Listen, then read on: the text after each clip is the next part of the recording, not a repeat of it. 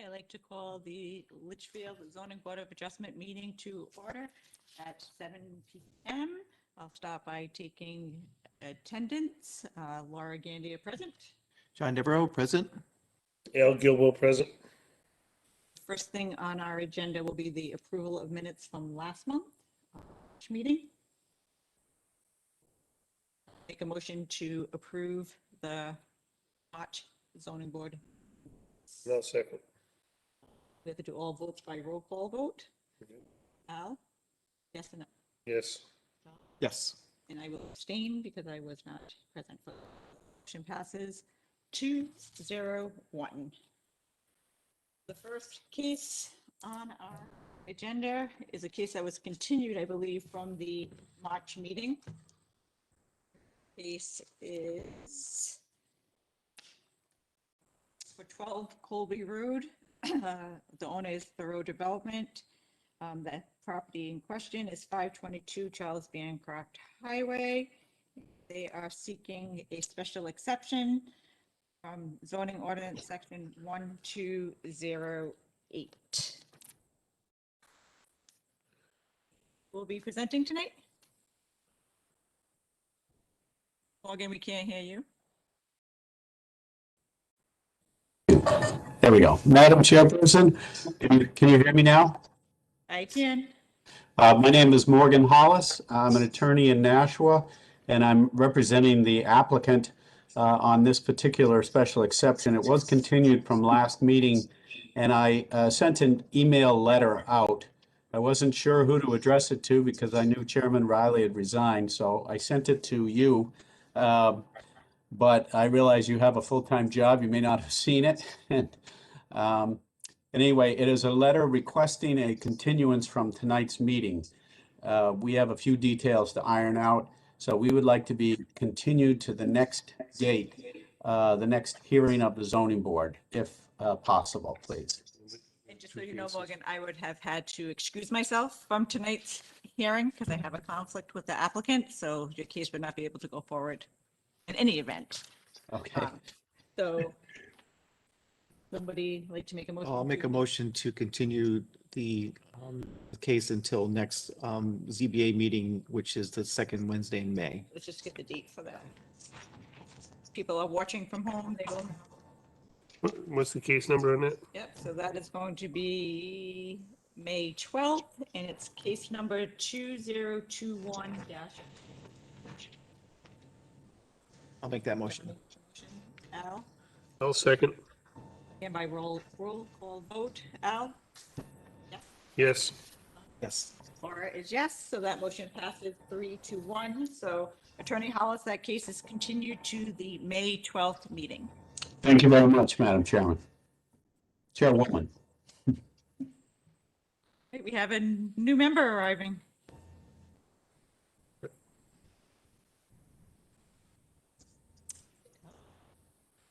Okay. That's okay.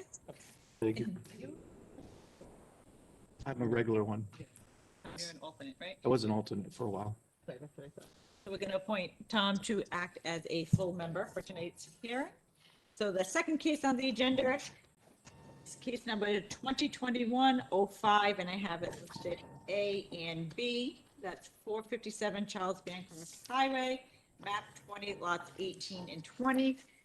The request for two variances. The first is a variance from section 801 to allow construction of 18 multifamily units consisting of 3 apartment buildings containing 6 units each and 3 separate garage buildings containing 6 stalls each in the Aquifer Protection District, and variance from section 1253 to allow the construction of 18 multifamily units consisting of 3 apartment buildings containing 6 units each and 3 separate garage buildings, 6 stalls each in the Aquifer Protection District.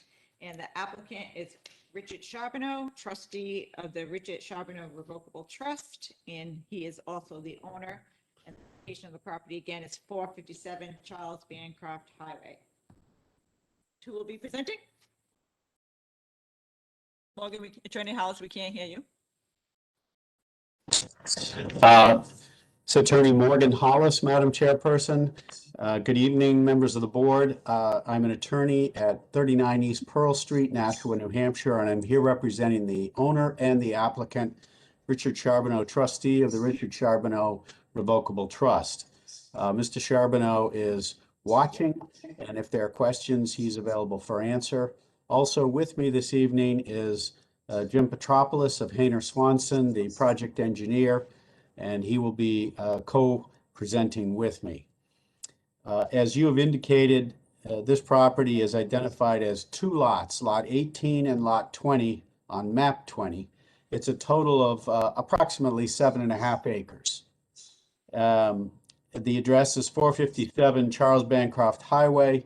It is located in the Northern Commercial District Zone and also the Aquifer Protection Overlay District. The permitted uses in this zone include things like assembly, testing, repair, and packaging of devices, transporting terminals, warehouses, wholesale businesses, research buildings, professional offices, computers, municipal offices, and restaurants, a standard commercial list of uses. Most recently, it has been used for overflow parking related to Spooky World venue at Mel's Funway Park, directly across the street from the premises. Prior to the parking area, it was used as a sand and gravel excavation site for over 30 years. That was some time back, but it has a long history of sand and gravel excavation. After my client looked at the property and its permitted uses, based upon the neighboring uses, in particular the residential units that are located directly to the south and directly to the north, also looking at Mel's and Mel's restaurant that's there, the convenience store just up the way, and trying to examine the town's master plan and the plan, the zoning for this district. My client decided that he thought the highest and best and most appropriate use is one that's not permitted, and that is multifamily use. In order to do multifamily use, he would need a variance, and that's the first variance. The second variance that we're applying for is because the whole district is in the Aquifer Protection District, Overlay District. The only uses that are permitted are those that are permitted in the underlying district.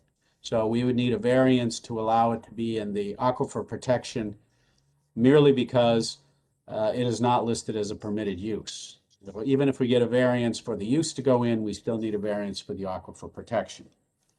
The proposed use of the property is to allow 3 separate detached apartment buildings, each containing 6 units, 6 dwelling units, a total of 18 units with garages for each of the units.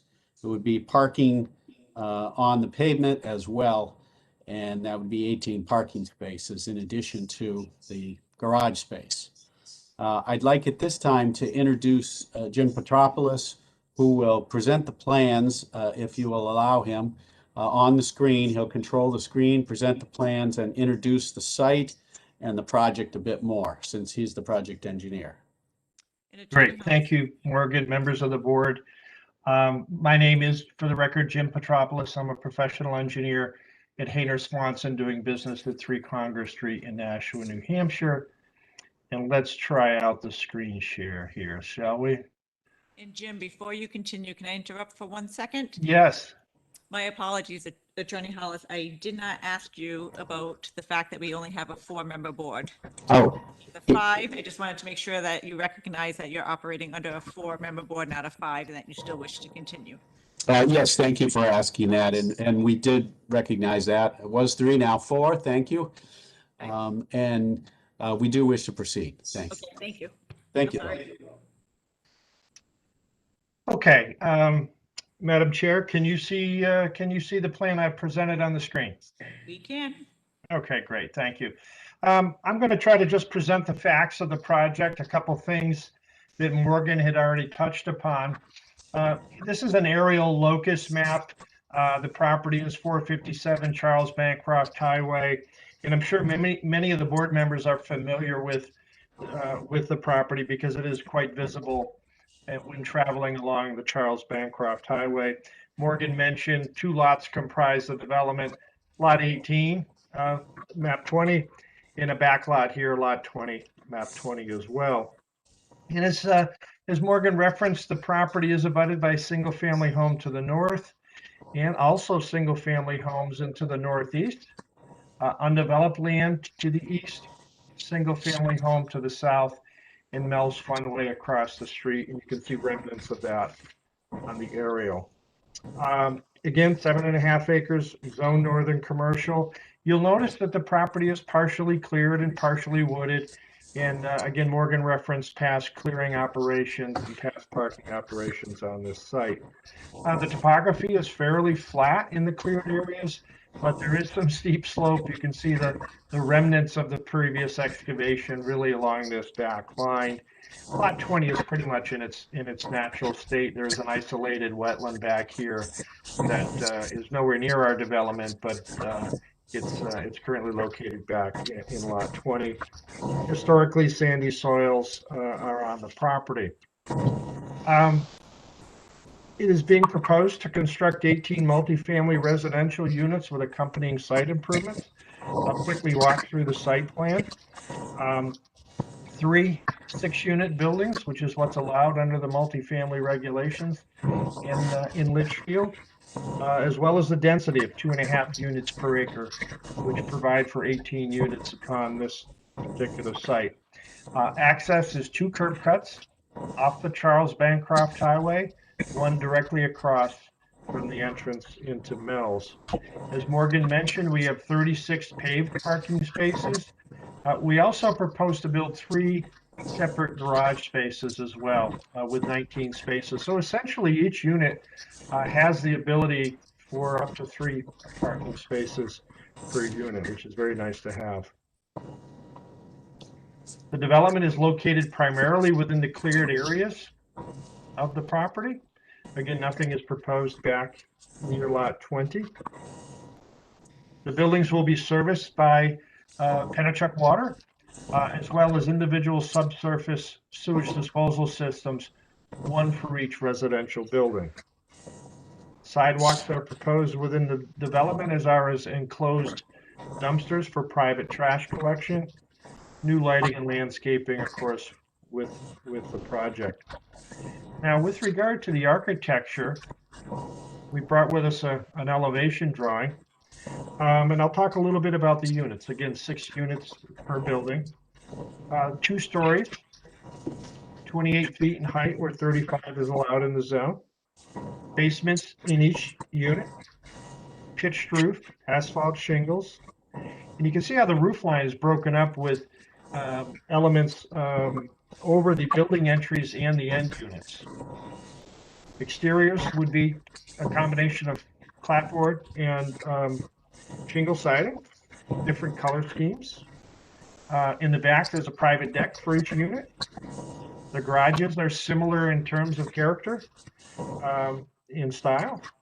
The residential units measure about 12 to 1,400 square feet. And these buildings are identical to the same buildings that Mr. Charbonneau developed off of Page Road several years ago, if you're familiar with that development. There are no wetland impacts proposed as part of the project. And that pretty much wraps up the facts of the case, the facts of the project. Madam Chair, I'll be available to answer any questions the board has after Attorney Hollis completes his presentation. Thank you. So, Madam Chair, members of the board, well, multifamily is permitted in certain areas of the northern commercial and the southern commercial. There are certain limited areas. And on your screen, we have a map of the zoning ordinance, zoning districts in the town. And if you look at the plan, without trying to enlarge it in any degree, you will see the areas that are highlighted in red show what is called the multifamily overlay district. There's one at the very northern end of town and one at the very southern end of town. You'll also notice they're very much adjacent to the northern commercial, northern commercial industrial, transitional zones, both in the north and down in the south. This is important because I'll be addressing the spirit and intent of the ordinance and also whether this is a reasonable proposed use. On the map, you will see in the northern portion, the purple area marked as NC, and there's a black outline in there. That is our site. So you can see it is some distance from the overlay, multifamily overlay. You can also see as you proceed north on Charles Bancroft where that overlay district begins. And it encompasses just a bit of the northern commercial. It's sort of at the northern end, if you will, just before the conservation land that's up there. On the right-hand side, or the easterly side of Charles Bancroft, you can see what is zoned as multifamily overlay, as you probably all know, is completely developed by single family. So there really isn't any option in that area, even though it's zoned for it. It's probably a poor zoning and ought to be reconsidered, but that's a topic of another day. I just wanted to give some proximity to the permitted area and to show that, in fact, this town has historically decided that multifamily really ought to be associated with or within the commercial districts. And we are in a commercial district. If you go to the southern end of the town, there is a block of blue, and that outline in blue represents Callaway Court, which is the other multifamily project that was approved and was a permitted use and has now been occupied. And that's the one that the Charbonneaus developed previously several years back. This would be a similar but smaller project. Again, you can see it is right in the area of the southern commercial zone, and it's also right up against the residential zone. In fact, it abuts another development of single-family homes, which has been developed over the last few years and is almost all sold out, fairly large single-family homes. But this is the area which the town had designated as reasonable for multifamily, and in reality, it's pretty much used up in that area. So I just wanted to point that out because as I start to talk about whether the use is appropriate and whether or not it's contrary to public interest and in keeping with the spirit of the ordinance, you really have to recognize where it is permitted and where it is not permitted. With that, I always ask the first question of every client, well, why aren't you doing something that's permitted in the zone? And that led to, as I said, a discussion and analysis of highest and best use of the property. The property has some unusual characteristics, as we've discussed, and notwithstanding that it's in the northern commercial district, it's direct abutter. On the north and the south, there are single-family homes that are pre-existing the zoning, which may someday go to commercial use. And then directly across the street is one of the single largest commercial users and a fairly significant traffic generator during certain times of the season along Route 3A, and that is Mel's Funway Park. So you have a fairly significant commercial activity directly across the street. Now, why wouldn't you want to put a commercial shopping area in that area? So we took a look at what might be able to be built. And we asked Hayner Swanson to do a projected analysis of what it might look like if you could build sort of what we call by right, meaning what's permitted. And as you can see, there are proposed 4 buildings, approximately 87 parking spaces. There's a fair amount of square footage packed in there, but these are commercial buildings which are permitted by right. So what we don't think is a good answer for this town, and my client, as you know, lives in town, not too far away, is very concerned about things, but we don't think is developing this to the max, which presents a max traffic generation. And that's what would happen if it were built out in accordance with what's permitted. So what you see is what is possible, but that is not what we're proposing. We think we have, that's what I might call the dreadful alternative you'd prefer not to have, which you really would make more sense as something that generates a significantly less amount of traffic, and that's on the screen right now, these 3 buildings of multifamily. In order to do that, we have to convince you that we have met all 5 criteria required to be satisfied for a variance. And I'm just going to launch into the criteria for this first variance. The first criteria, as you know, is granting the variance will not be contrary to the public interest. So oftentimes there's a lot of debate about what the public interest might be. And as you all know, it's been somewhat defined by the courts as maintaining the character of the neighborhood, allowing a use that is compatible with the neighborhood, and protecting the health, safety, and welfare of the public. And if you do that, you're not contrary to the public interest. Well, this lot is currently vacant. As I said, it's been used for overflow parking for a number of years. It is located directly across, and as you can see, the driveway access lines up directly across it from one of Mel's driveway accesses. This use obviously would have any impact, Mel's would have any impact on any use, and we think that these are really good compatible uses because the traffic generation is going to be opposite each other. That is, people coming and going to their homes are going to be different from times of operation of Mel's. So you're not going to have a lot of conflicting movements, whereas commercial and retail would have conflicting movements. Other uses that are residential are to the south and north.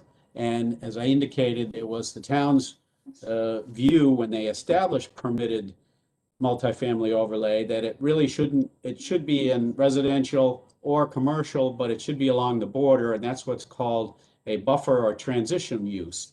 In other words, if you have established single family and you're going to transition to commercial, it's nice to have a buffer. And in this case, we believe that multifamily would be an excellent buffer between the 2 existing single families.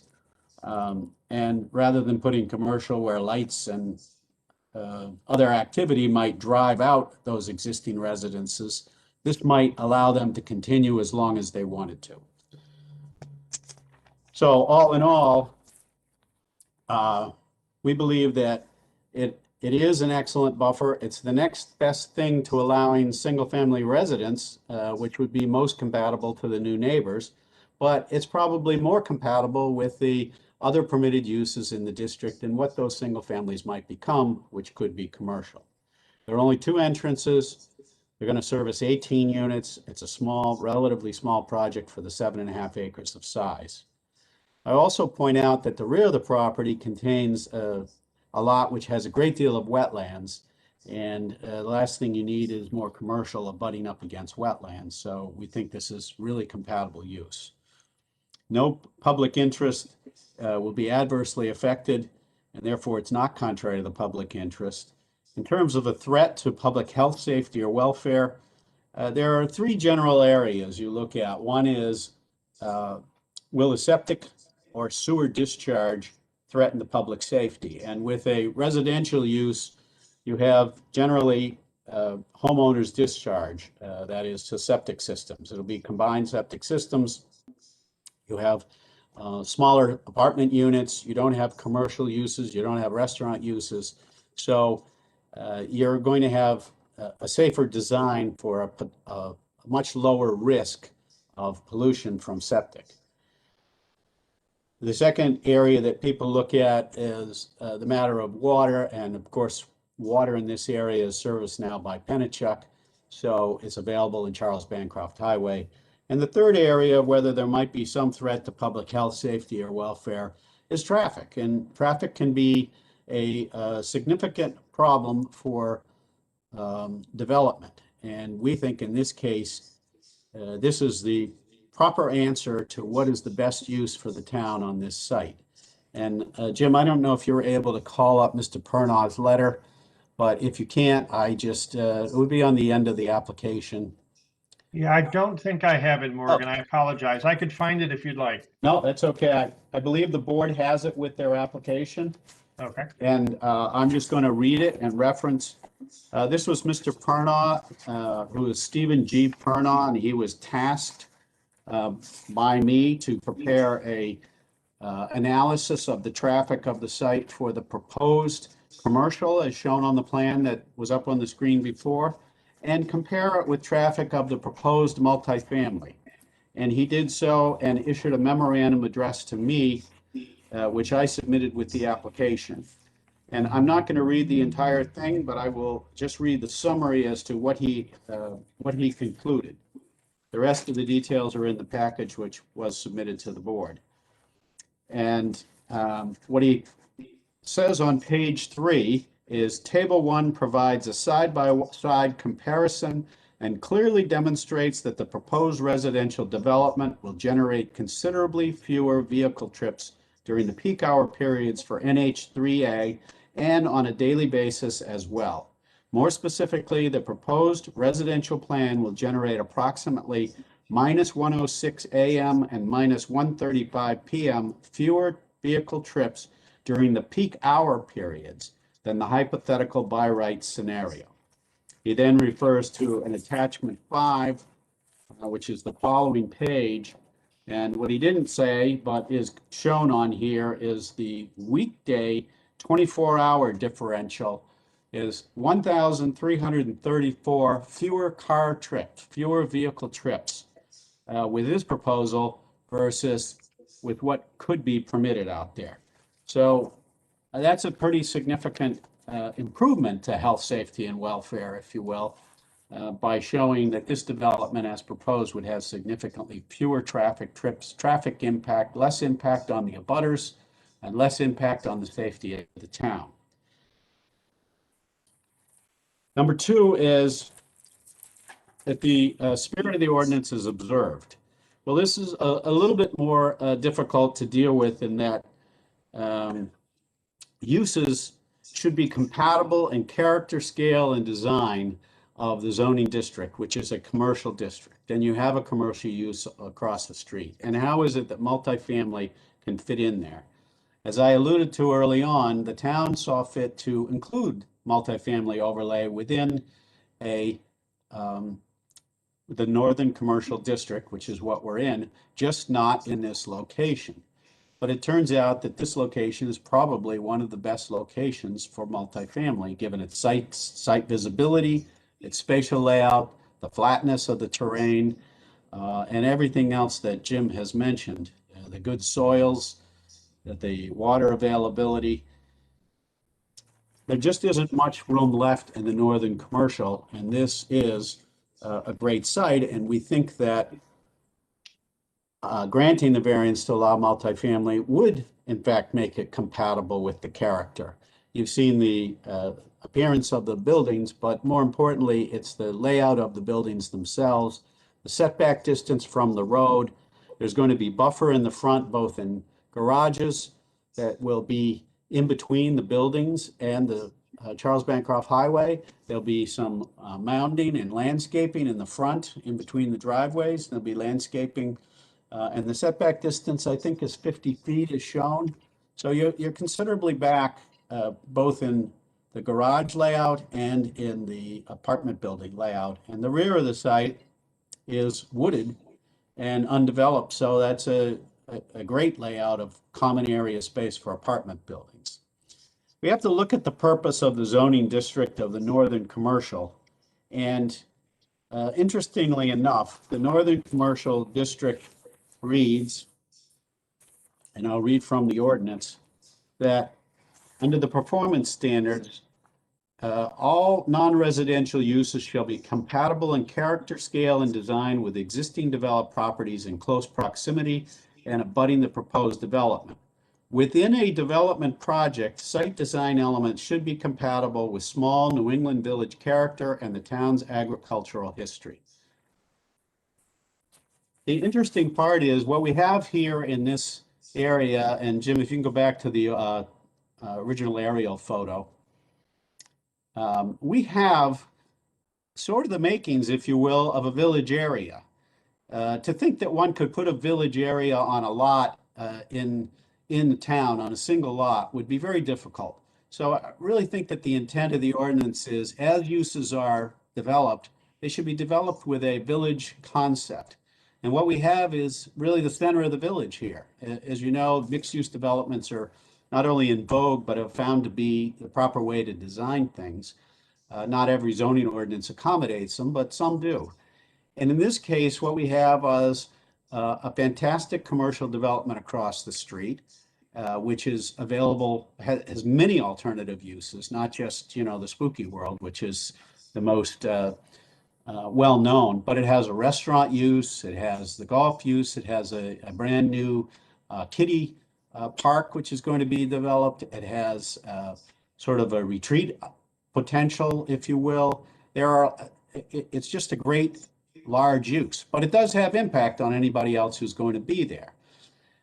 What you have on the south of us are single-family residents. On the north, the single-family residents, and farther north, you have the convenience store, which you need in a village center. Whether you talk about Amherst or any other town, you have a convenience store, you have some more intense residential use, and then as you filter out on the spokes of the wheel or the hub, you begin to get into less intense uses. So what's missing in this village concept is a multifamily. And we think that this is just well in keeping with the intent of the ordinance for this district, Northern Commercial. And so we think we satisfy keeping in the spirit of the ordinance. Also, as you know, the Supreme Court has said that the real two criteria are exactly the same as the criteria for not contrary to this public interest, and that is, will it alter the essential character of the neighborhood? And the essential character is, as I just described it, many types of uses. Those single-family homes may change and they may become commercial because that's what it's zoned for. But right now you have this somewhat rural to the rear, intense to the front, and a convenience store down the street. And multifamily just fits in with the town concept here. Again, there won't be any threat to public health, safety, or welfare. I've outlined that in the first criteria point. I also want to call your attention now to the multifamily residential overlay district, as there are some particular provisions in that multifamily overlay district, and I think Jim can call them up. But I'm just going to highlight the purpose of the multifamily residential overlay district, which are essentially, we are asking you to impose on this lot, is that the intent is to identify ideal areas for commuters residing within the town of Litchfield where multifamily residence shall be permitted in addition to the permitted uses of the underlying zoning district. This was established in order to meet the goals related to the provision of a diverse supply of housing set forth in the Litchfield Master Plan as amended. Additionally, under performance standards, multifamily residential units shall be compatible in character, scale, and design with existing homes in close proximity and abutting the proposed development. Building design shall maintain the existing single-family character of the neighborhood. And we think that these do. Obviously, we have multifamily in the south end of town where it's a permitted use under this ordinance. And the planning board found that this very design was in fact compatible with abutting residential uses, even of houses of a significant size. We also think that because the Northern Commercial District overlay portion is pretty well developed out, this is a good fulfillment of that intended purpose, that is meeting the master plan goals related to the provision of a diverse supply of housing. So we think we're in keeping not only with the spirit of the Northern Commercial, but the spirit of the overlay district for allowing multifamily residences in a commercial district. Number 3 requirement, substantial justice has to be done. You have to weigh, is there proposed harm to the public which outweighs any benefit to the applicant? In this case, we don't really see any proposed harm to the public. We're reducing the potential traffic impact. We have good soils for septic. We have a low density multifamily in separated buildings with lots of open space. The traffic is opposite the hours of the biggest traffic generator in the area. And it's a good transition between the existing current single family and what could go on this site, which is more dense commercial development. We don't think there's any harm to the public, and therefore we think substantial justice is done. The fourth criteria is there be no adverse impact on values of surrounding properties. In this case, we've got adequate setback to the road. So the visibility coming down the road, they're not going to have these structures right on the road. They're not going to be close. They're not going to be in full view. We've got some berming. We've got a sidewalk out there. We've got some distance and space, particularly in the southern portion. So if you're going from south to north on Charles Bancroft, as you come around a slight curve, these structures are some 100 feet back from the road, and there'll be trees in between. As you come from the north going down, you will there's a topographic change on the lot directly to the north, or northeast, I should say. You can see the lines on the map, and that topographic change is pretty significant. So you don't even notice as you're driving down the hill until you're right on the site, frankly, on the left-hand side. So we think it is pretty well screened from any impact to anyone. Because of the topography, it's not going to impact the properties to the north. Because of the wetlands to the, I would call it southeast, on both our property and the abutting property, you're not going to be impacting any development in that area. And the property to the south is fairly well distanced. As you look at scale off on the map, you can see it's all treed. Those trees are not going to come down. We, of course, have to go to the planning board, but that's our proposal. And the area will remain somewhat secluded from any abutter to either the west, north, south, or east. We don't think there'll be any impact because these properties will add value. And I think evidence of no impact is, as I mentioned, the Callaway Court project was constructed, and homes in that area have sold out completely over the last 2 years during which this project was there, including those that abut up against the Callaway Court. And those homes have gone anywhere from $450,000 to $550,000. So obviously, they're not having an impact on the value of that neighborhood. The final criteria, and oftentimes the most difficult, is the hardship criteria. We have to establish the property is unique. And once we establish it is unique, we have to establish that because of its uniqueness, there's really no fair and substantial relationship between enforcing the ordinance and the purpose of the ordinance as enforced against this lot. And the third criteria here, sub-criteria, is that it's a reasonable use. So what makes this property unique?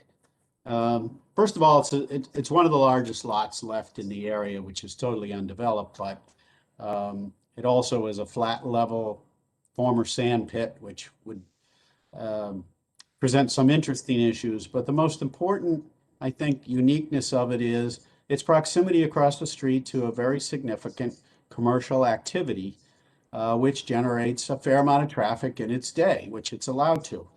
And it also generates a fair amount of traffic during about 6 to 8 weeks of the year for Spooky World, which it's allowed to.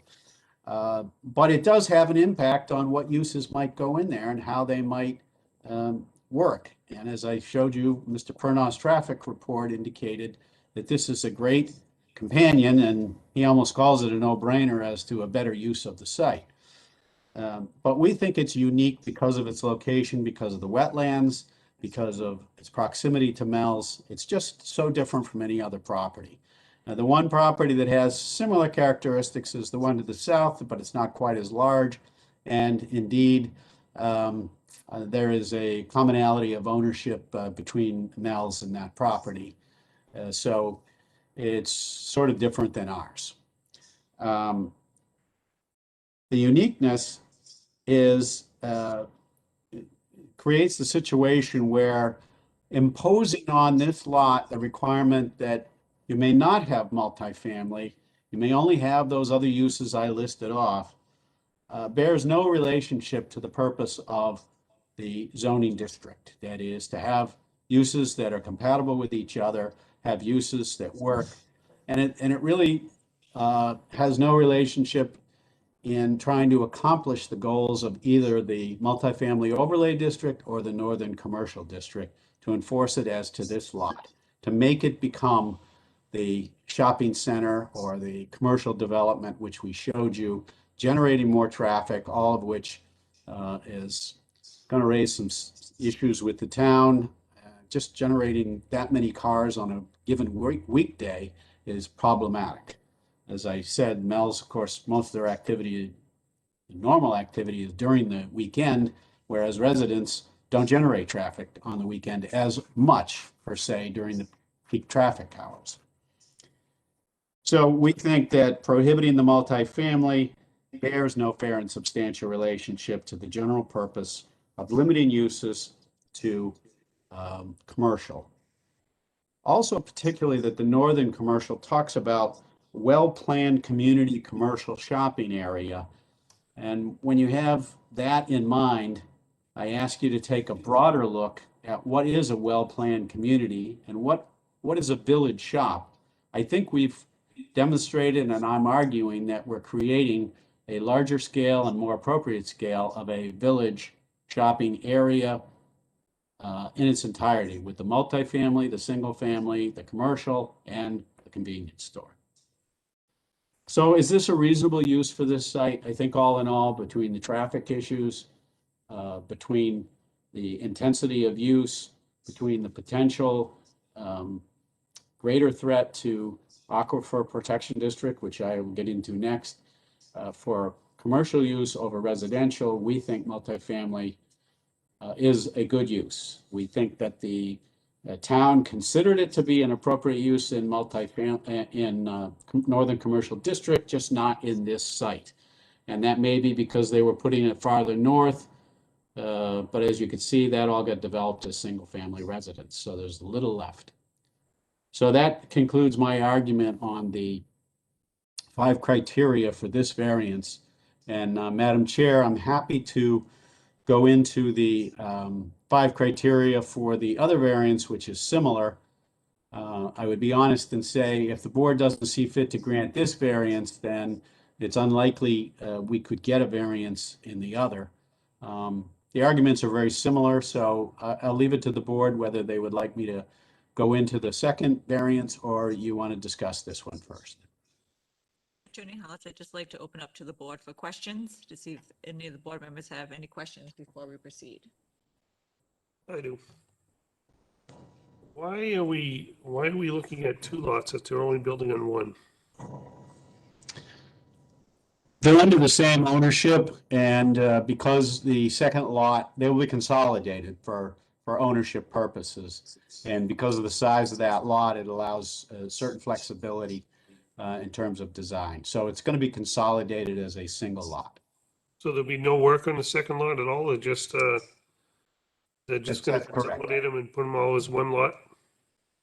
That's correct. That second lot is a landlocked lot. Access to it is through this lot. So there will be no work on it. It'll all be as presented. We have to go to the planning board, obviously, if we receive a variance, but it'll all be on this 1 lot. Yeah, that the acreage for the second lot allows the density That's correct. Okay, for the Okay. because if you back that out, then they couldn't get. and they couldn't get the density, yep. Okay, thank you. The question I had was on the multifamily criteria. Are you suggesting that, and the reason why I'm asking, because I'm not sure of the rules for Litchfield, because we haven't really discussed multifamily situations, but is our rules that you're allowed to have 2.5 units in 1 acre for multifamily? Is that the criteria? Yes, 527.01 says there shall be a maximum of 6 dwelling units in any one building and density of 2.5 dwelling units per acre. Acre, okay. So if you combine the 2 lots to get to the Gotcha. density. Thank you. Questions?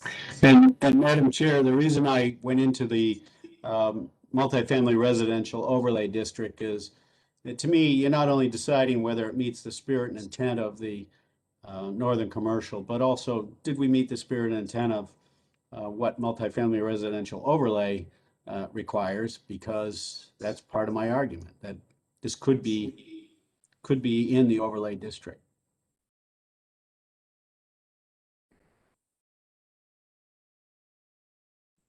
Watching for all of the multi-family overlay seems to be all of the short and residential. Seem to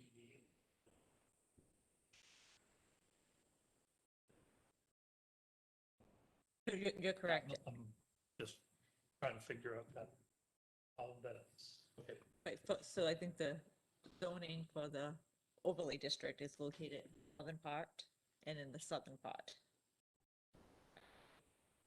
Pieces that are in the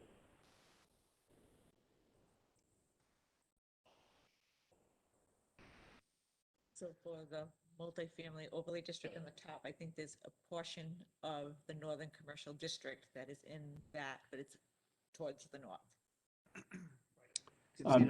yeah, It- that's what I'm saying. When I look at that there, northern area, see where the red line. Yep. The northern part of that. We can call that up on the screen, Madam Chair, if you'd like, the zoning map.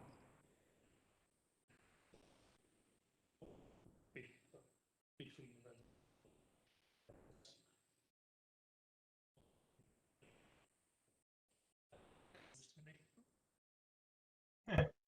Bear with me, I'll get it.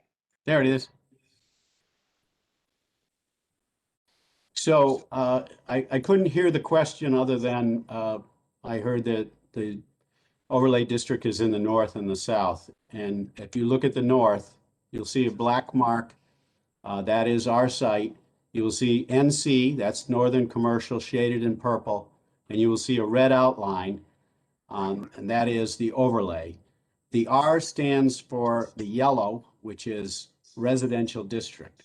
So when this was zoned, when the overlay district was created, it went in the northern end of town, but it is subsequently all developed out on the east side of Charles Bancroft. There is some remaining land on the left, although, as I say, the Conservation Commission has a large parcel there, and then there's a horse farm farther north. There really is very limited land available for multifamily in the north end. In the south, there's more area, but again, that's been substantially developed out into single-family homes in that area. So those are the two areas, both of which encompass part of the commercial district in the outline of the overlay district. And in looking at that northern section, what I was asking, I just wanted to make sure I was understanding it properly, is that northern section, that overlay area, is the residential area and the commercial bordering on the residential area. That's correct. Okay, that, I just wanted to make sure I was understanding. I don't know why they would limit it to that, as to what the reasoning was on that, but there was, that is how they did it. Figure out the purpose for that. That's, I just trying to figure out what they've done. Now we're looking at saying we're gonna take almost at the other end of the commercial and enforce that on there as well, put the overlay there as well. So when you say they, you mean the town planners? But then you're building it right on the edge of residential too, so. So another couple questions for you. Your explanation, you mentioned that you felt that the use of this property, commercial, would be worse to the wetlands and it'd be worse impact on the land for septic. I'm not sure I agree with that. Can you explain your thoughts on that? Generally speaking, again, and I'm not casting aspersions because I represent a lot of commercial users, obviously, but the more parking area you have, the more commercial traffic you have coming and going, the better potential risk you have, higher potential risk you have for pollution, both in vehicles and going onto parking lots and draining off parking lots, or activity which occurs behind commercial areas where the public is not generally allowed and people don't live. You yourselves know that if you have a home, you're pretty vigilant about your home and your area, but if you're a renter in a commercial project, you're not paying attention to your neighbors particularly. You're coming and going. And that's what I meant by the risk is greater and the potential impact is greater. Also, most importantly, you're going to be paving more of the lot itself with parking areas and travelways if you go to the commercial development than if you go to residential. What about the septic part? And the septic is domestic wastewater versus commercial wastewater. Again, it's along the same line without casting aspersion on commercial users. Time and time again, when you see pollution problems, they are generated not usually by domestic wastewater, but by someone doing something they're not supposed to in a commercial building that's not open to the public or not visible, or they don't own it, or they don't live there. And so it's been human nature, but it's been evidenced by the history of pollution and causes of pollution.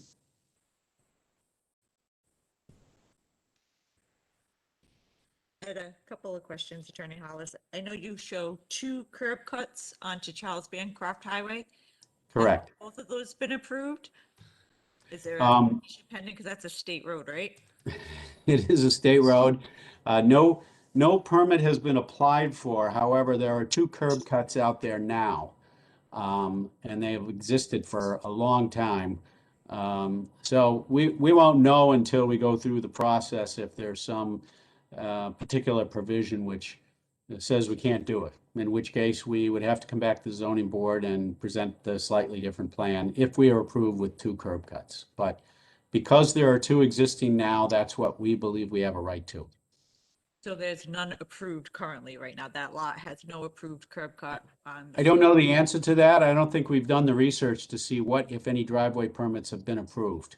All we know is what's there and existing, and we know we would have to, take the next step, and that is see what permits there are. If they don't exist, we'd have to apply for them. I think you have to apply for them anyway, depending on the change of use. DOT controls all access points on that road. So there's clearly no curb cut for multifamily or for commercial, but there have been historical curb cuts dating back before 1979 for the pit excavation that's been there. If I may, Morgan, logistically, we would typically apply for those DOT curb cut permits as part of a planning board approval process and not necessarily at the zoning level. Thank you.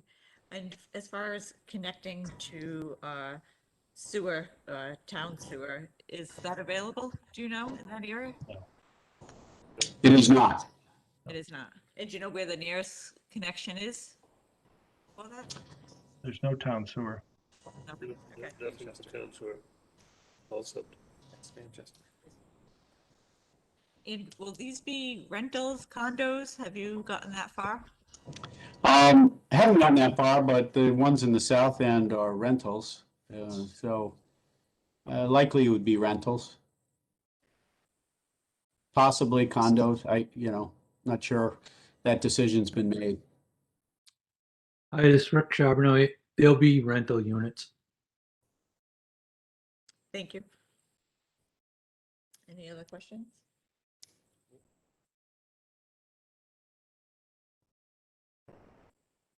So would the board want to open it up to public input now, or should we wait for second? Probably the second one, right? So we'll wait for Yeah. public. Okay, Attorney Hollis, if you wanted to proceed with the second variance? Thank you. As I indicated, since under the Aquifer Protection District, what's permitted in the district is essentially must be a use permitted in the underlying district, and we are not permitted in the underlying district. Well, that's why we asked for a variance, which I just presented. So therefore, we need a variance to allow this use in the Aquifer Protection District. There's no other reason we need it, but Because it's not permitted in the underlying district, we need it. Now, it's not contrary to the public interest because this type of use, as I said, and we've just discussed briefly, has less impact on the aquifer than those permitted uses. It's generally an accepted fact that threats from commercial uses are greater than threats from residential uses because either ownership or maintenance or monitoring, whether it's the landlord or the tenant or the homeowner, it's residential in nature. And people aren't doing things behind buildings or out in the woods. And sadly, that occurs on a fairly regular basis still. This type of use is needed. It's not prohibited in the Aquifer Protection District overall, which is a very wide district, as you know. In fact, the residential zone is in the Aquifer Protection District as well. So it's a permitted use. It's just not in the northern commercial area, in this portion of the northern commercial area. It is permitted in the northern part of the northern commercial, but not here. It's serviced by water from Pennachuck. It has good soils for septics. It will not alter the character of the neighborhood and will not threaten the health, safety, or welfare, domestic wastewater, and septic systems. The spirit of the ordinance will be observed, allowing only uses having minimal impact or risk of pollution if you grant the variance. Domestic wastewater is permitted in the northern commercial obviously under the multifamily overlay portion of the northern commercial. So we know it's a permitted use. We know that the town has accepted this type of use. Just happens to be not at this location of the northern commercial. But the spirit of protecting the aquifer will in fact be honored if you grant the variance because this is a better alternative to what is permitted out there in terms of its impact on the aquifer. Substantial justice will be done. You're going to allow a lower impact use, both in traffic and in amount of wastewater discharge likely. You could have restaurants, you could have offices. So you're allowing, by granting the variance, you're allowing a lower impact use and you will not be harming the public. It's not really practical or reasonable to limit the use to only permitted uses in the northern commercial in the aquifer district when other parts of the northern commercial have obviously been zoned to allow this type of use. Just because it's not here, we think it will not generally adversely impact anyone and there's no public harm. Values. The values of abutting properties will not be adversely affected. Again, multifamily residential versus commercial. The impact between lighting and noise and activity and traffic will be much less with this use and therefore have less impact on the values, most notably of those single family homes in the area. The hardship issue. My argument in the hardship is the same. You have a unique piece of property due to both its location and its abutters. Enforcing the ordinance that is prohibiting a use which is not permitted at this location in the northern commercial, but is permitted in other parts of the northern commercial, has no fair and substantial relationship to protecting the aquifer. If the purpose is to protect the aquifer, we're doing the right thing by granting the variance because you're putting a less intense use, a less of a threat in the aquifer. Finally, is it reasonable? For all the reasons I've cited, we think it's putting multifamily here is a reasonable use of the property in the Aquifer Protection District. Thank you. Thank you. Questions for the second one? Do you happen to have a diagram of the protections area? Can you show me on the map where it is? Because I don't have a good understanding of where in relationship to the property is the actual area, the aqua protection area. The aquifer overlay. Yeah. I thought the entire area of the northern part of town was the Aquifer Protection District. It is not shown on the map, but it is described in the ordinance, and I believe it's the entire northern area and along the west by the river. Does anybody have any insight to that? It's defined in the ordinance. Jim, do you happen to have the ordinance there? I do. I'm looking at it now, Morgan and members of the zoning board. And Morgan is correct. Almost the entire town is in some form of an intensity in the Aquifer Protection District. There are very few areas that aren't in aquifer protection. And, I think the genesis of this was back when prior to Pennachuck servicing the majority of the north part of Litchfield. There are varying intensities of the district. And it's shown, I think, on page 78 of the code. You may recall, some of you on the zoning board may recall that I had recently come in here on behalf of Thoreau Properties for a use variance to allow use of the property in the northern commercial district in the aquifer for a convenience store and gas station. And we had spent a lot of time with the Conservation Commission because they had long been opposed to any type of a gas station located in the Aquifer Protection District. But after conversations and meetings, the Concom supported the application with the acknowledgement that the town in this area is no longer reliant upon the aquifer protection of the aquifer, and therefore it is not as critical to limitation of uses. Because of the pollution that occurred from the PFAS drift from Merrimack crossing the river, headed in an easterly direction, Pennachuck was engaged and paid for by a third party to install municipal water to service to everyone in that northern end if they want it. And that was the conclusion of the Conservation Commission. All of these aquifer protection limitations were in fact put in because that was the sole source of water for people in northern Litchfield. And now we have pipeline. So I would say, well, it's a very large aquifer protection district. That was the reason why, probably impacted a bit now that we have municipal water. But I still maintain that this use is a better or a less risky use on terms of its impact for the aquifer. If I may, Madam Chair, I'd just like to second that statement that Attorney Hollis just made, both in terms of septic, but also in terms of stormwater. Stormwater from a townhouse style development, I think is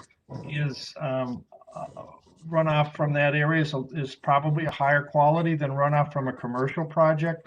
Commercial projects tend to have more traffic, more cars, more parking, more brake dust, more oil sheens, and so I think if for this particular application where it's critical that the aquifer is being protected, I would agree with Attorney Hollis that a multifamily residential project as proposed does have less of an environmental impact on a potential commercial development as we represented for the code.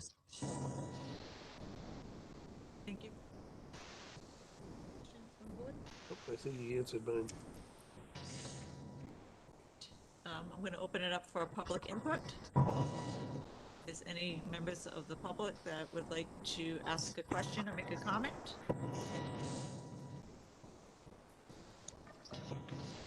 Yes, hi, this is Wayne Caulfield. I'm one of the co-owners of Mel's Funway Park. How are you this evening? Can you hear me? We can hear you fine, yes.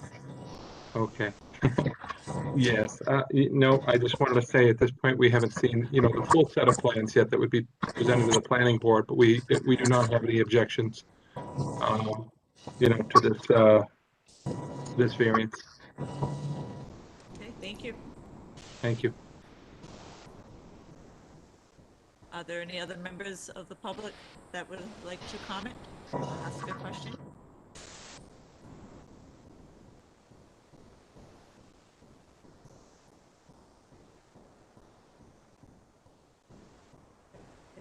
Somebody has a question.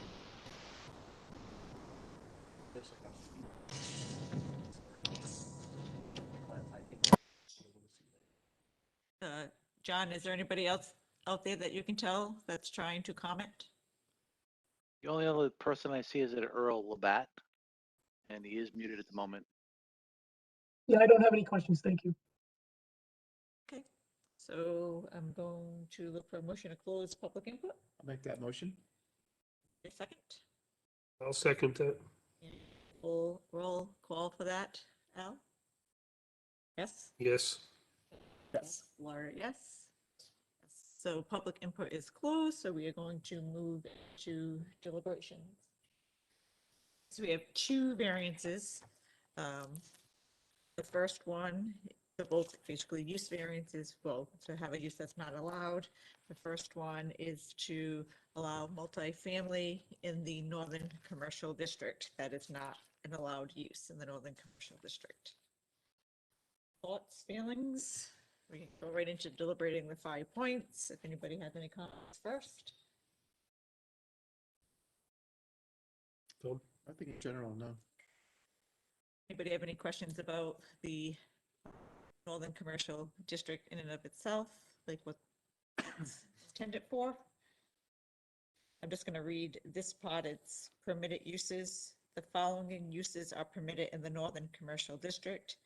This zone is intended to provide for an accessible, well-planned area for local community shopping functions. Clusters of shops or small-scale shopping centers, as well as individual shops, are encouraged for this zone. Large regional shopping types, such as department stores exceeding a footprint of 20,000 square feet, are not permitted. And then some of the permitted uses are banks and branch offices, establishments offering goods for sale, including dry goods, food, hardware, clothing, apparel, antiques, restaurants, not including fast food with takeout or drive-through service, professional offices, healthcare facilities and services, personal services and offices, bed and breakfast, indoor theaters, churches, public, private, nonprofit, recreational facilities, school, nursery, daycare, funeral homes, residential units constructed prior to March 14th, 1989, agricultural uses, and this other mixed-use commercial and utility structures. That's intended use for that. So the first one, granting of the variance will not be application.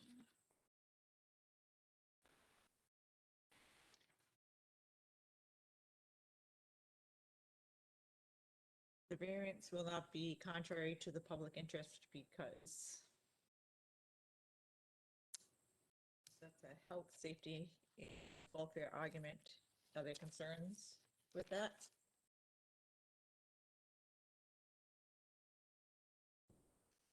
Concerns, With health. safety, yeah. I do have a concern about the curb cuts, just for that many units.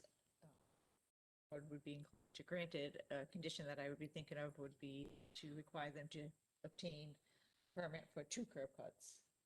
Get out of that property, Agreed. Versus 3? just Or- like 1. Oh, yeah, What 2 is, is good. what is the frontage on that? You know, offhand? It's pretty big. Yeah, but Let's see, do they have again. enough for, So you're saying it's at a minimum 2? 2 curb yes. cuts. Well, yeah, no, I just say 2. Yeah.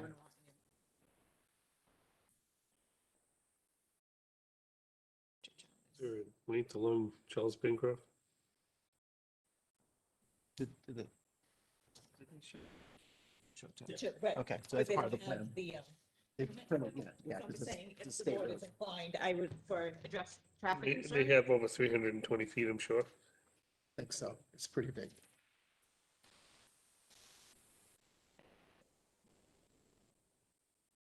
It's big. So that would be my concern with traffic, would be to subject the variance if we grant it to 2 curb cuts. Makes sense.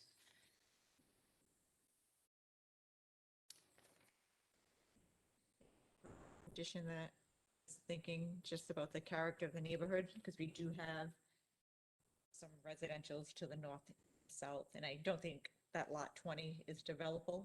You can that, put a condition to say that that's, you know, a non-disturbance zone, or you can't develop any of that within 20.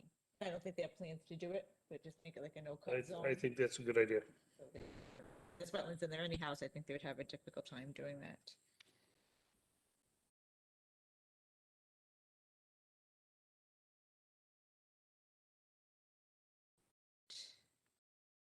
It's where the rec hall is going to be. Well, or the future of Yes, the three. that's also concerned, but that would increase the residential.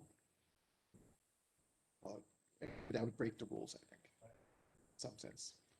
So the impact. Yeah, that would be impact. The second is the spirit of the ordinance is observed. That, So, from my point of view, the concept of multifamily, it's on the edge of commercial. It's not necessarily a bad location for multi-family,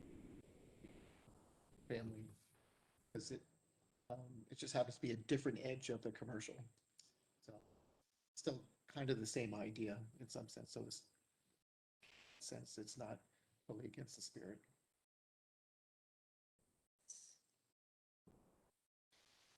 substantial justice is done. That's the balancing act to Yeah. him is greater than any gain to the public. So the gain to the public would be keeping that zone Commercial. intact, keeping that commercial.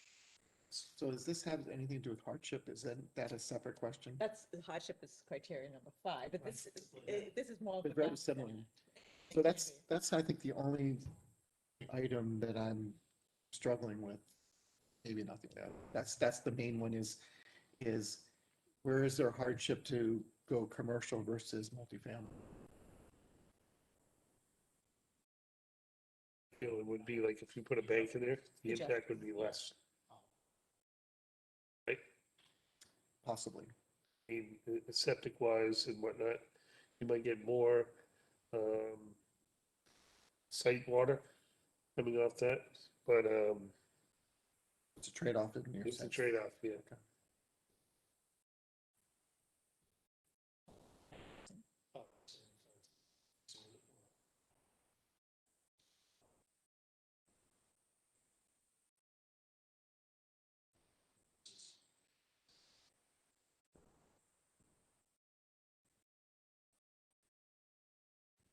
Values of surrounding properties are not diminished because So I think in this one, I think it greatly increases the value of the area by building this area versus the sand pit that has been forever. She liked the same thing. So that, I mean, they have that in spades, as the saying goes. right? And the last one is the hardship. This is one we have to determine if the property is unique. And if it is unique, because of that uniqueness, is it fair to apply that particular zoning to that? And Attorney Hollister in his presentation talked about uniqueness, basically somewhat of a recap. It's the largest lot in that particular area. Its proximity to Mel's and the wetlands that it is. There is some uniqueness in the location.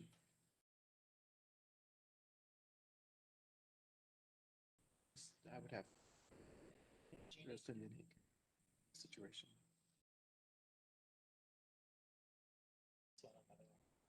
Yeah, that's, like I said, this is the kind of the borderline. And this is usually the one that, Yeah, Hardest to prove. and it is. Yeah. Oh, and again, it's unique, but the second part is that uniqueness make it so that applying this particular zoning regulation to it unfair.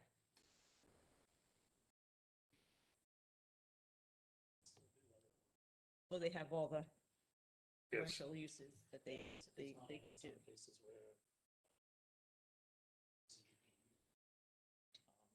Yeah, they're not limited to just doing this on that property. So, struggling with this one.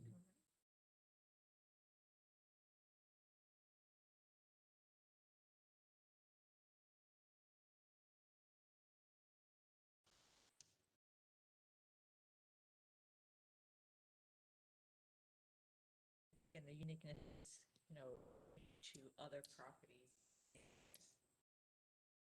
next to it, is it different from, again, that uniqueness shows the second, Yes. the second Yep. part is that uniqueness now gets you into, the hardship that there's no fair and substantial relationship exists between the purpose of the ordinance and applying it to that particular property.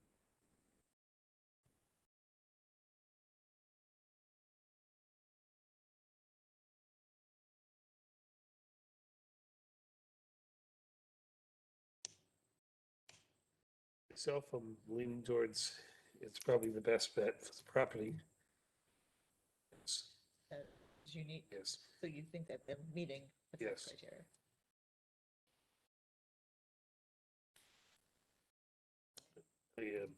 So only because, I mean, the impact, if they, so depending on what they were, what else they could put in there. Say they were gonna put, Yep. I'm gonna say a small strip mall, 3 stores in there like they showed, that layout, or even something else, just a strip mall in there. And they could put yep, they Yeah. could do that. They could put. You know, a small strip space. mall, water discharge off of that is gonna be greater than we are gonna have for the apartments. They're gonna have green area and whatnot. You're gonna have more asphalt, you're gonna have more flow off of it. Where's that water flow to? Charles Bancroft Highway down the edges, It's probably, the there's wetlands, wetlands there. the other side. Go through for the planning board, Yeah. stormwater Yep, management. stormwater They management, would- and That everything. would be handled by the planning board. And you would probably have more, I always go to this light pollutants in that area. I mean, commercial in that area and light pollutants, like we have issues with Merrimack as it is now during our fall seasons. So I just think, I think it's probably one of the better uses.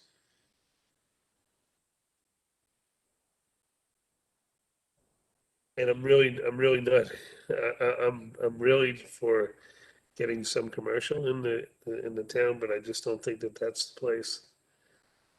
I think that it fits there. There's houses to the northwest. That No, can be north and- redeveloped. I mean, somebody could come in and buy those properties, knock Yeah. down those existing residences. You're right. And build up. Just Yeah. like those houses, that are in the multifamily. Yep. Somebody can knock down that house. If you got a house on a 6-acre lot. Yep. In the multifamily, that house could be knocked down and redeveloped to have It sits on the hill, you mean? well, anyone, I'm just saying, just True. as far as Yeah, so we look at it like that, then, redevelopment is always a possibility. yeah.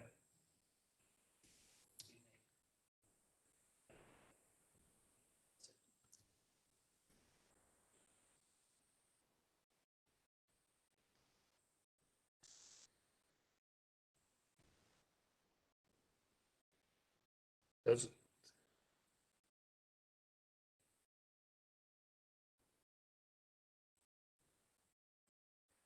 good. This is, like I said, this is the hard call. Like I said, we may agree that this is probably better use for it, but. Absolutely. Yeah. And I think Tom's analysis is spot on. But we like to see the particular variance criteria that were dealt with.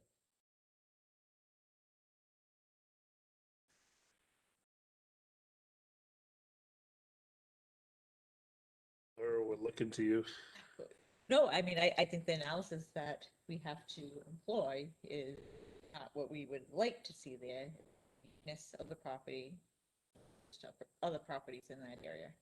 And what was presented to us, summarizing just briefly, the largest lot, the proximity to mills, wetlands.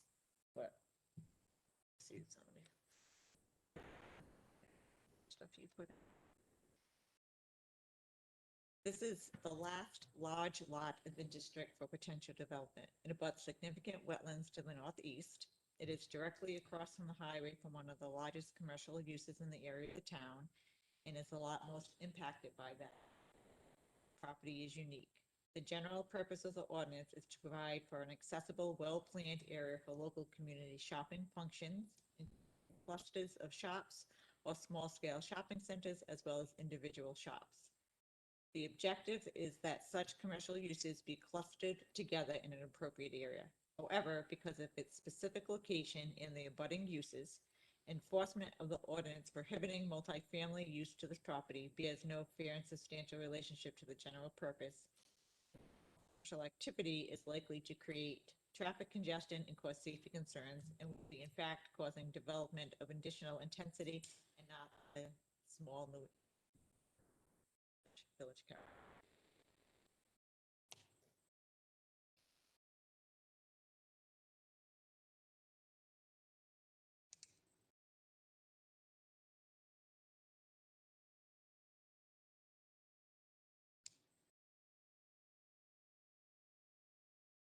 Largest area that's most impacted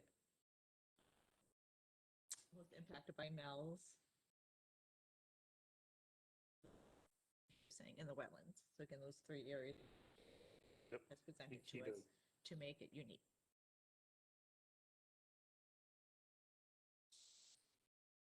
Well, it would make it, you Yeah. know, that there wouldn't be a fair and substantial relationship. That's the second.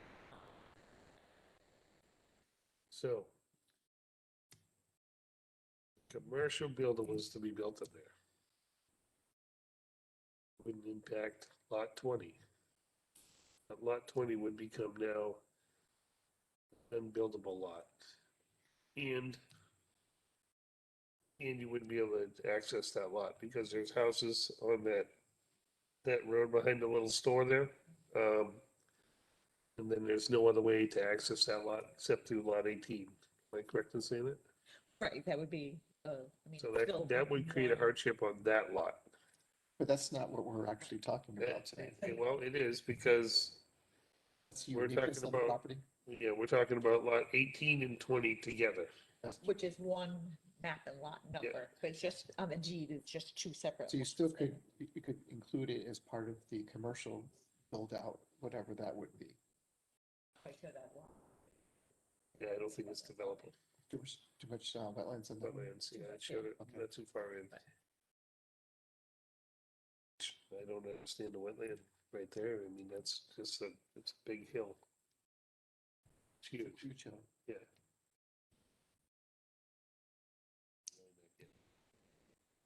So should we go through the voting or are we sort of summarizing our voting? No, I think we're just trying to figure out, the last one. I think everybody's in agreement up to the last one.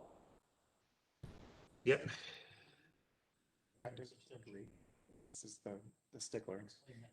Yep, so it says there's no fair and substantial relationship exists between the general purpose of the ordinance and the specific application of that provision to the property.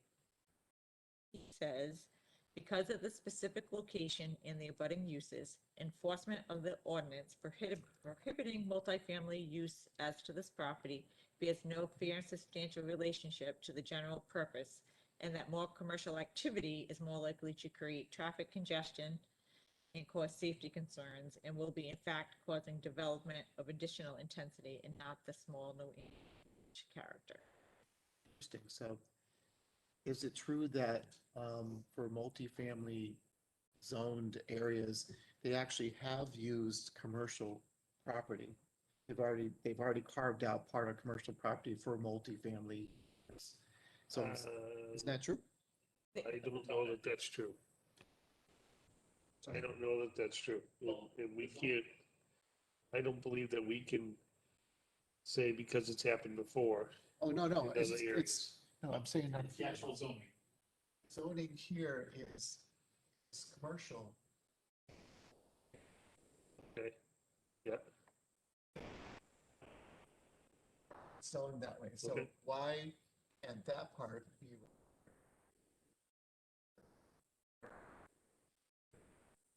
requesting So there already is a situation where there's commercial and multifamily in Litchfield.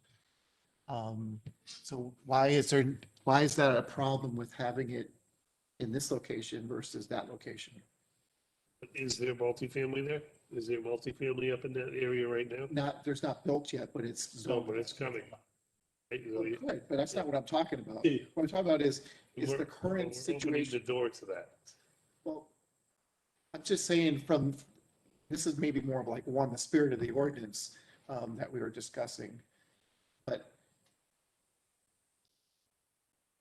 Listen, I'm just, so maybe I'm talking more 1 than 5, so maybe it doesn't apply here, I apologize. No, don't apologize. But that's kind of where I'm going at, is Yeah. that there is such a thing in Litchfield as having multifamily on commercial property. And it's allowed in the northern part. Yep. Commercial. But if you look at multifamily, the purpose, it says that the intent of the multifamily is to identify ideal areas for commuters residing within the town of Litchfield. The multifamily residents shall be permitted. So is that, so it's at the top and the bottom to get them out of Litchfield? So the traffic is situated theoretically that they won't be going through Litchfield. Theoretically. Well, I mean, obviously, this is what it says, the intent is to identify areas ideal for commuters residing within the town of Litchfield. So that's the purpose of my family district. So if you take that purpose and you look at where the town has zoned it, you could That makes conclude sense. that it's just for them to go up and down. Okay, I gotcha. Still brings us back to number 5. Number 5, back to 5. back to 5.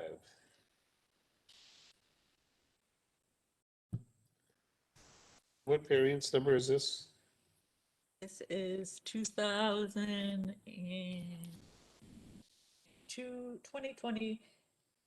That's the case, that's the case, right? Yeah.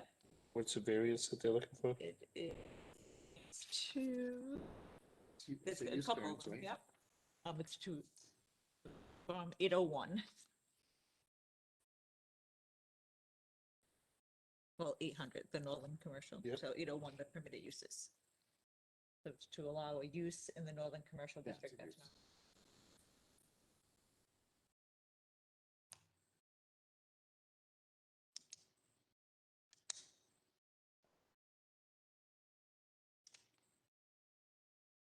Anybody want to make a motion and see where that takes us? Do people still want to discuss?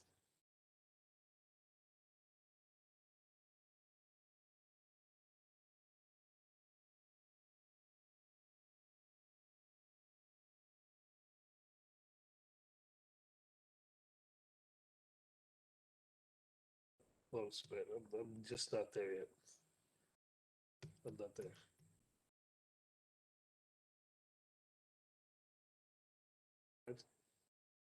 Thinking.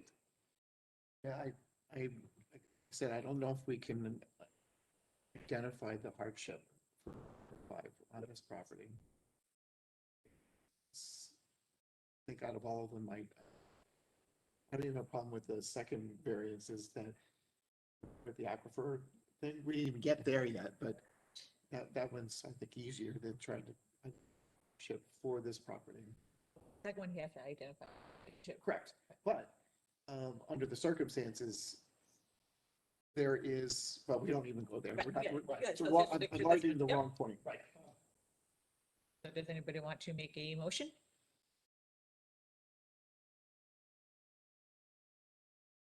The motion would mean that for the purpose, we are agreeing that all 5 criteria have met for a motion to support. If you did a motion to grant Grant, from the right. discussion of the board, I think a motion to grant would have certain conditions on it, because we did talk about conditions if we were to grant to. Yep. If the board's purview was to grant a motion, there were conditions that we talked about to attach to that. If it's to deny, it's just to deny. Correct. Fail to satisfy any one of the five. Particularly from our discussion,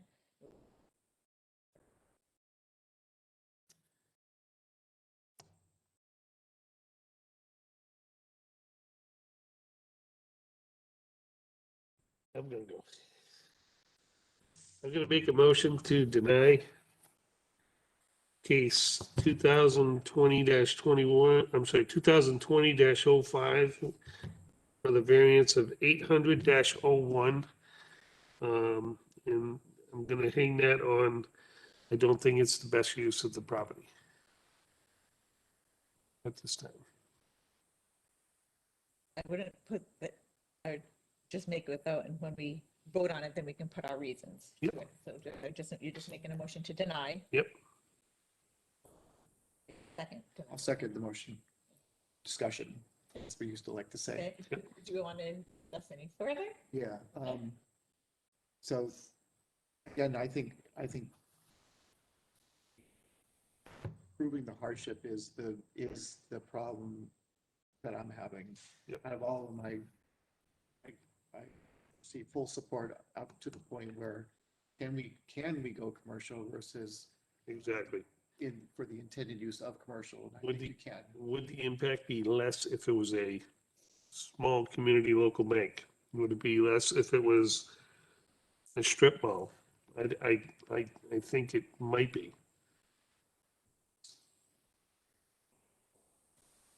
Yes. So the impact that you're referring to is traffic, runoff, pollution, waste. I think in that situation, I think it's kind of debatable whether there is truly more of an impact than not. But from my point of view, so I don't have any issues either way, whether it's commercial or not. The issue is that I don't think the property has the hardship that you really need to go multifamily versus being able to set up commercial on that property. That's my only issue.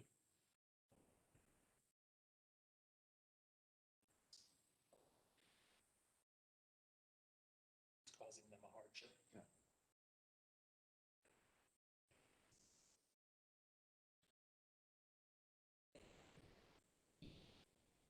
Put some stuff in his presentation that it's Yep. unique.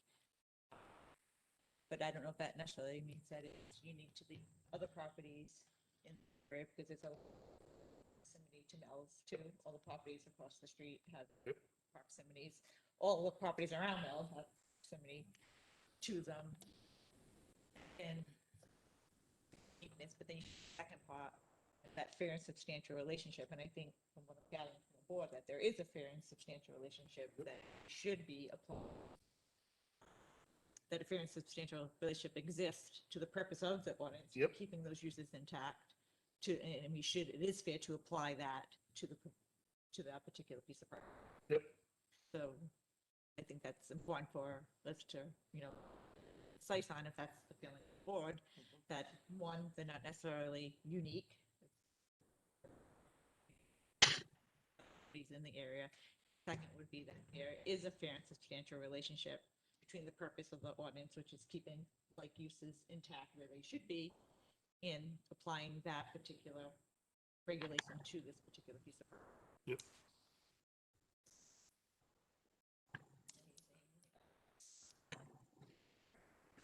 Full vote because we have virtual. Al? Hey, Well, it's a motion to deny, so if you want to deny it, you vote yes. I'm sorry. I'm gonna make the motion, in my motion to deny, I'm gonna say yes. John? Yes. Tom? So that's 4-0. This request for a variance was denied.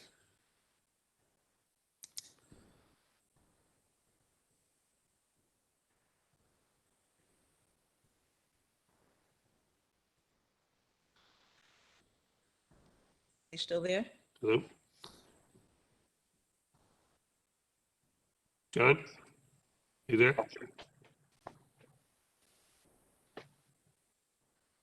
Attorney Hollis? Yes, Madam Chair, I heard the vote. Did you hear the vote? Yes, thank you. With that, I don't thank you, but I heard it.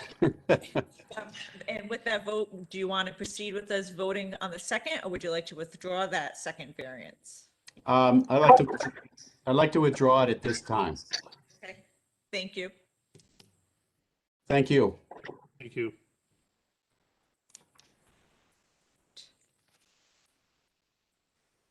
think we have else on the agenda, so the record will reflect that the applicant withdrew the second application for So, variance.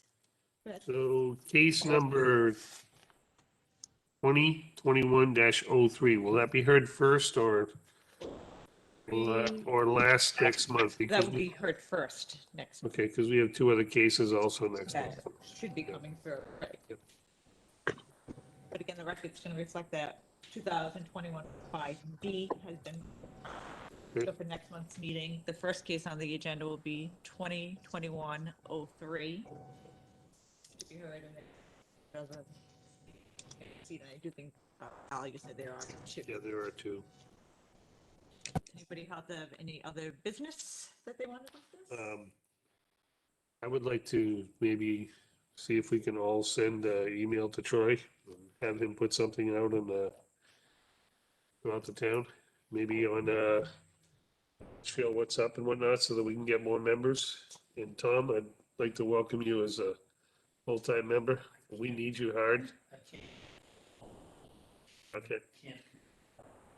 We just, we're in trouble.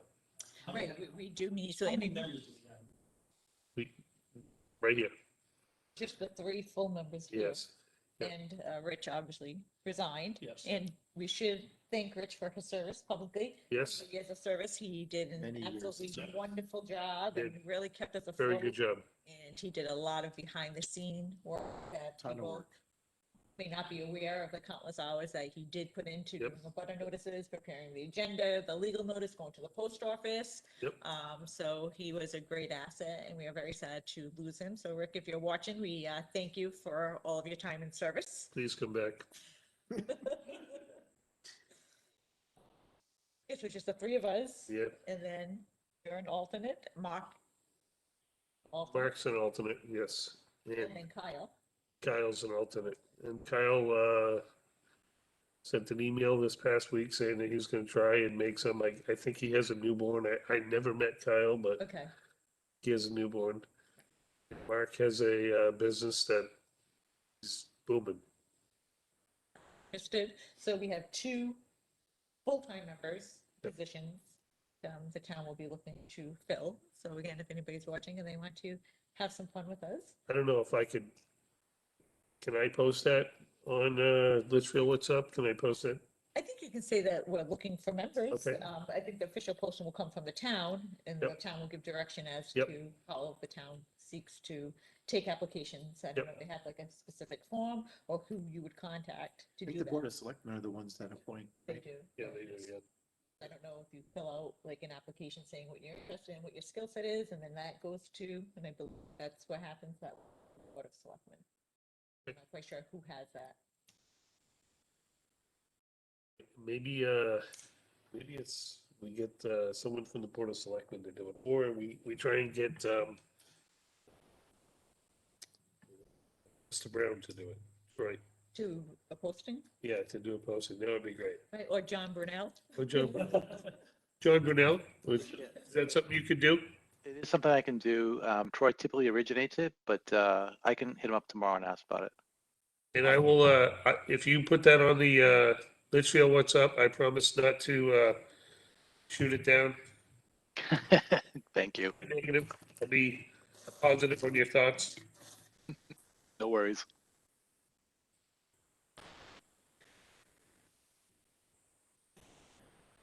Motion to adjourn. Anything else? Who's like, "Oh, no." No, not this time. Will you be here next month, Laura? Maybe. Yeah, I would hope to be. I mean, it's hard. I have my, that's, that's like job, and we will be looking for a chairperson. Are we, I want to make a motion to adjourn. Already did it. I'll second. There you go. All in favor by roll call? Al? Yes? Yes. Yes. Laura, yes? Yes. Tom, so the motion to adjourn is granted and the meeting has ended at 8:40. So